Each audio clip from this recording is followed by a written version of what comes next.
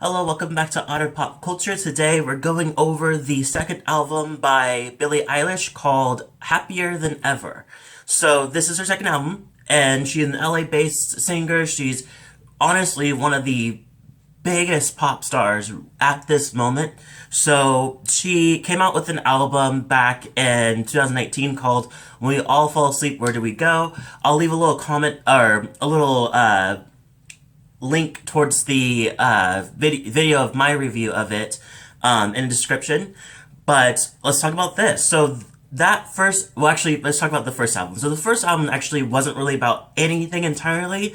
It seemed like it was touching on a lot of different stories that she's, or narratives that she set herself, that she puts herself in, or talked about in different different songs on the album. So none of them really connected with each other. So this is actually the first album she's actually getting personal. So, which is really good. I really love the fact that in my head, I was like, I love the fact that she can do multiple stories in one album. But I wonder if she's going to go give us a little more of insight of who she is and what she's upset about or what she wants to talk about, or not that she talked about before, but like about her own life. So we get to know more her, than less about like other stories. So, and of course, turn around, here she is with literally this album giving you open up more about herself and about what she's been going through and how she feels about certain things. And it really, really goes in a nice way. Unfortunately, I'm kind of disappointed over the, some of the production and some of the songs because I feel like they all have a good topic. They all talk about stuff or stuff that are important, but I feel like some of them are just like, I don't know. It doesn't feel like it goes as hard as the first album did, but with the lack of that, you get a huge gain of emotional connection and vulnerability that she allows herself to have, and I think that's definitely a good trade out, I think. So let's talk about some of the songs that I like, and then we'll talk about the whole theme. Actually, no, let's go backwards. Let's talk about the theme of each of the songs and the idea of what it's talking about. Then we'll go into the songs that I really, really like. So maybe in a mix between the two. So this album talks about a majority of it talks about being in a abusive relationship, reflecting on it in the past, reflecting on it as it's in the middle of it, reflecting on what people are responding to it now that they know about it, kind of thing, and also talking about the history or her issue with being famous and being in the industry of music and just having to paparazzi's being at her door and being everywhere at all times, and she can't really have a normal life because of what she does. But at the same time, she loves what she does, but she doesn't like she's not really caring for the way that the media and everybody else in society kind of reacts to it.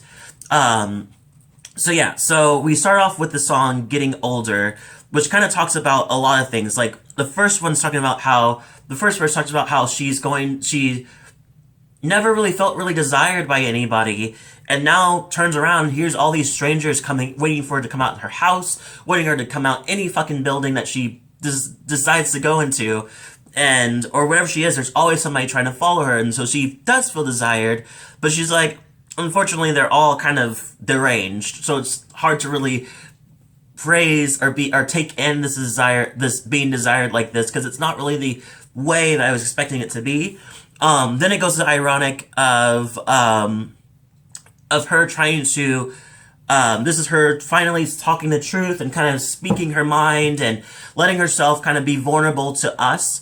And I felt like, and it feels like it's like the opposite side. It was just like, this is kind of funny because before I would literally make up stories, and when I wasn't honest, I was still being ignored. So that feeling of now I'm being honest is kind of I wonder if she's thinking like, will this be listened to, or would people take me seriously, or am I going to be is it, no matter which way I go, I'm going to be ignored or not taken seriously either way.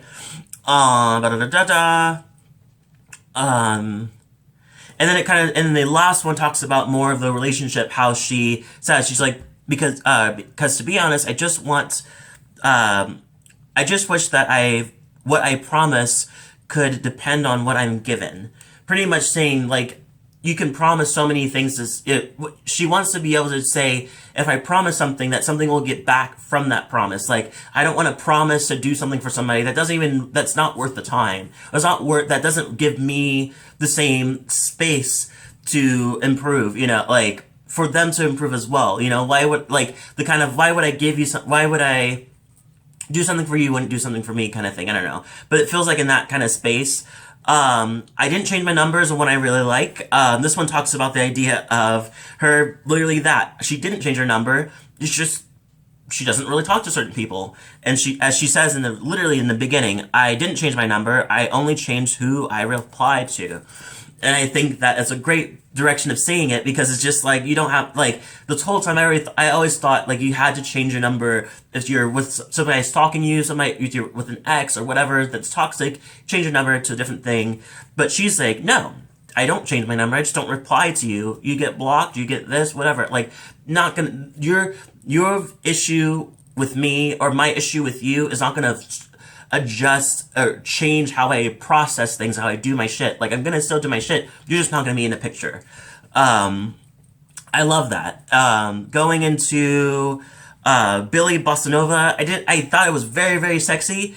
I just felt like I didn't really connect to it fully. But I do understand what she's talking about. She's talking about having fake aliases to say to, like, the hotels so they can go and do your thing. Without being disturbed by paparazzi or anybody that's gonna, like, oh, Billie was here, oh my god, kind of thing. I feel her pain, by the way, about this whole media thing. It's ridiculous. A lot of things I've been seeing online, especially since she's popped up into mainstream, just been completely trashy. Just, like, people are just so flip-floppy with her when it comes to, like, I love you, I hate that she's doing that, I love this, I hate that she's doing that. It's like, oh my god, like, she's human, Going to another song that I really like, which just took me a while to get into this song because it's very off of what she usually does. Side note, this may be a long video. So this one talks about her being, My Future talks about her being in love with the future of what's going to happen, or in love with her new self-growth, or what that could mean, or who she's going to become now that she has finally had the space to be herself. She's like, what's that going to be? Who's that future Billie? I can't wait to meet her. Can't wait to see what she's going to be like. I love that. I think it's so beautiful. I think it's a funny thing to kind of say, like, I'm in love with, not with anybody, I just want to get to know myself. I think it's a really beautiful thing, because people think, like, love means you have to be attached to something, or you have to be in love with somebody at all times. And I think that what she's pointing out is just like, no, that's not. Yes, people want me to do that, but I don't want to do that because I want to get to know myself better, because it's the whole thing. If you can't love yourself, how can you love somebody else, kind of thing. And I think that it's her saying, like, I'm gonna learn to love myself, gonna learn to know myself, what I want, what I don't want, who I want to be, my morals, and what I see myself in, because this is stuff that I get to experience now that I'm not in this kind of relationship where you have to kind of share that thing with somebody else. Oxytocin, this one is a very, very sexy song. Heavy production. I love it. I love I don't know, it feels, I don't want to say ballsy, but it feels different, and I like the different sound of it, and I love the heaviness of it, and it's just kind of it's kind of clunky in the best way. I don't know, something about how heavy and clunky-ish this production is, I kind of like it. This one talks about pretty much just having the connection to touch people, to touch this guy and get involved with this guy, and because she needs his oxytocin, or tocin, which is pretty much a connection. When you hug somebody, that's released into your body, and it's really good for you. When you have sex, it releases into your body, and it's really good for you. Just that connection with people kind of does that for you. And I think that's what she's looking for, and she definitely wants to feel this with this guy. And she's like, I guess what they're doing is so naughty and so crazy that even God herself would want to enjoy it in. So that's going to be very interesting to see, but very interesting to kind of, like, point out. But I like it. I like the fact that she's kind of adding more sexual stuff to her sensual production and everything, and to her kind of topics. I think it's good. She's a grown woman now. Like, she can do what she wants. Golden Wing, I love the intro, the kind of like verse that's been inspired by ancient Hindu poem. I love it. She has a great like high register direction. Was really really nice. It's beautiful. The song itself, it kind of after the intro, I kind of fell away from it. I do understand it's about her talking to another woman and saying like, hey, just so you know, like, don't keep your head or make sure to keep your head down sometimes, or I think more of like keep yourself cautious or keep aware, because these guys sometimes will definitely tell you everything you want to hear, and then right when you're really falling in love, they'll pull that rug right under you and then pretend like you're nothing, you know. And I think that's a very cynical way of thinking it, but it's understandable based off the theme of this album. Lost Cause. I didn't care for it. It was in a single. I didn't really care for it. I watched the music video. It was a kind of a Beyonce like 7-Eleven kind of movie or thing. It just didn't. I just didn't really get the whole thing. I also didn't get the video because it's just like, is it supposed to be kind of like, oh, we're sexy or a lost cause kind of thing? Like, I don't know. I didn't really get exactly what that was connecting to, but it looks really fun kind of party. But the song just, I don't know. It seems so simple. I don't know. I'll just leave it with, I wasn't really connecting with it. Haley's comment, I love the sound of Haley's comment. I think it's so nice, and I love this is where we get into the more vulnerability, is that she talks about, she's like, I want to hate you, I want to not be around you, I want to be able to like, do my own thing, but I do still have feelings for you, I still do love you, I still want to be with you kind of thing. There's still those lingering feelings after the fact that she kind of just like it seems like a balance between I want to lean into it and in a part where I know I shouldn't lean into it. So it's kind of conflicting, it feels like, in this song. Not My Responsibility was actually on her world tour. There's a spoken word thing where she was kind of stripping off her clothes and pointing out at the same time, just like, no matter what I do, you don't care. Like you have an issue with it. Like whether I have too much clothes on, you're like, oh, she's not really a woman. She's not really showing anything. I take off some clothes and I'm a slut. You know, it's just like, she can't fucking win either way she goes. So she just thinks that she goes to the point. She's like, well, what my thought is my value based on only on your perspective or perceptive or on your perception, or is your opinion not of me, not my responsibility? Should I just not care? Should I just not even care about this? Not even waste any time on this, because it's just, I can't win either way, so might as well just do my own thing. Overheated is the one I really like. Continues the not my responsibility theme. This one talks about the pretty much that, just like my body is my choice, is whatever I do doesn't seem to please you people, so I'm just gonna do me, you know. There's one part I wanted to point out. I like this. Everybody said it was a letdown. I was only built like everyone else now, but I didn't get a surgery. I didn't get a surgery to help out, because I'm not. Or because I write so sloppy. I'm not about to redesign myself now, am I? Pretty much saying, just like, I show my body and they're like, it's a bit of a letdown. It's like, what the fuck? And so then it goes into, she's like, I'm built like everybody else, like normally. I didn't add anything to this, so why are you critiquing it like it's something that it should be critiqued? Like, I built this. I didn't. This is just who I am. We can't really critique what's natural, you know?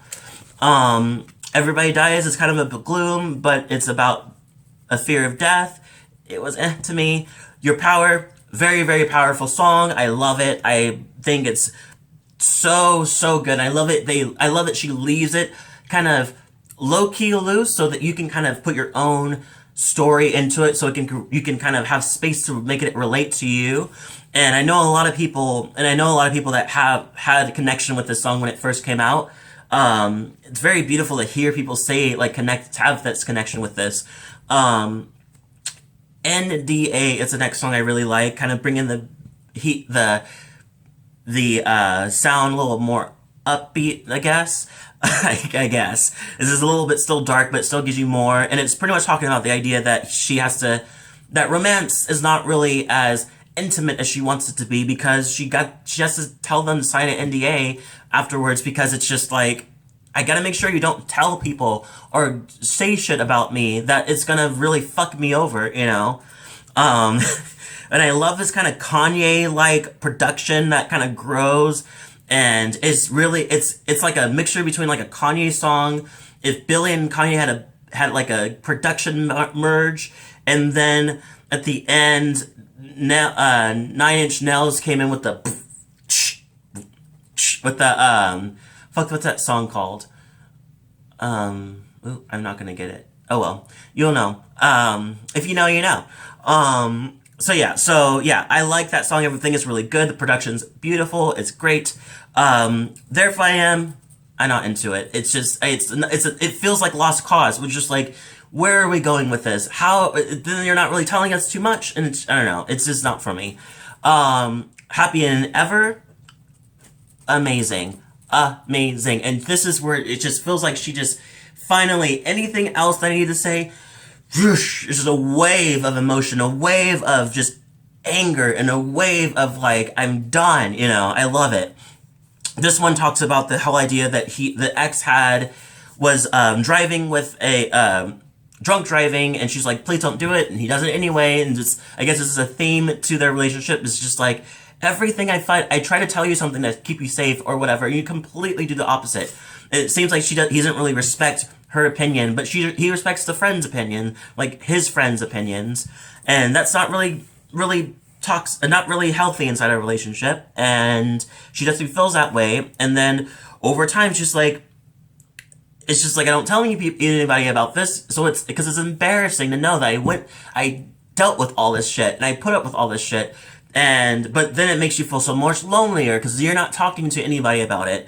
And so it just builds up more anger and more anger and more boiling up shit until you get into the rock explosion production, and then she just lets it all out, and I love it. I think it's a perfect, beautiful, authentic, just growing of emotion as she keeps talking. She's getting angry and angry and angry. She's like, fuck, da, da, da, bah, kind of thing. I love it. I think it's beautiful. Male Fantasy is a very interesting song. I do like it. I ended up liking it at the end. I do wish they were flipped. I wish Happy Ever After was the end, or Ever Than Ever was flipped at the end, and Male Fantasy was second to last. I like this song because it's a ballad talking about the reflection of the recent heartbreak, the one we're talking about, and it pretty much it's weird because I love the fact that she talks about pornography. I don't really hear much people talk about pornography this open about it. She's like, oh, I'll distract myself with some pornography. And then she realizes, she's like, well, I don't really like what I'm seeing now because all these women are not really getting off. The male is getting off at the end, which is so funny because as I think we all watch porn in some way. Like I've watched straight porn here and there, and I definitely have noticed that too. I was like, where's the male is getting off? There's a little like cum shot at the end, but there's not really anything for the woman. She's not getting off at all, you know. And if they do it, it's like weird kind of like over the top thing. And I was like, maybe you should really look into what actually looks like when a woman actually gets off, because maybe you can actually see, maybe look more authentic. I don't know. It just didn't. I definitely get what she means, and it's very interesting and it's very disrespectful because it's definitely a male fantasy. The straight porn is just mostly male fantasy than anything else. I definitely get that. That's the first verse. In the second verse, she reflects on the idea that she had a girl, one of her old friends that called her, and they're trying to catch up, and she thought they were inseparable years ago. So I guess she was really excited about this to reconnect with her, and then to find out that they don't really get along. It didn't really work out. I guess they must have gotten into a fight or something, or maybe they didn't really have anything in common together at the end. I don't really know, but it definitely felt like that. It just kind of an idea, just like these things that she thinks about, but she tries to get over these things, these thoughts of what's happening, and with her ex and with this girl that she thought she was going to have a connection with, and that she doesn't. And she really upset about this, and she really doesn't want to care about it, and wants to say like, well, I hate her anyway, and I hate him anyway, but that's not how she truly feels. And she just can't, she ends it with, can't get over you no matter what I do. I know I should, but I could never hate you. I don't really know about that being the ending of the album, but I do love that the second half of the album completely. That's pretty much it, what I got from this. I give this an 8 out of 10. I think it's a decent album. I think there's some songs that just fell flat for me, but it was definitely picked up by a lot of really, really good songs. I still think that, when we all fall asleep, where do we go? I think that one's a little bit better, but I think that this one's, I don't know, I feel like they're better in their own little ways. This one's better in production and experience, or experimenting with different sounds, and this one's better with vulnerability and emotion. And just the power of the emotion is really, really good. Leave a comment below. Tell me what your favorite songs were, and tell me if you like this album yourself. If you like this video, hit the like button, subscribe button, notification bell too. And thank you so much for watching, and I'll see you all next video.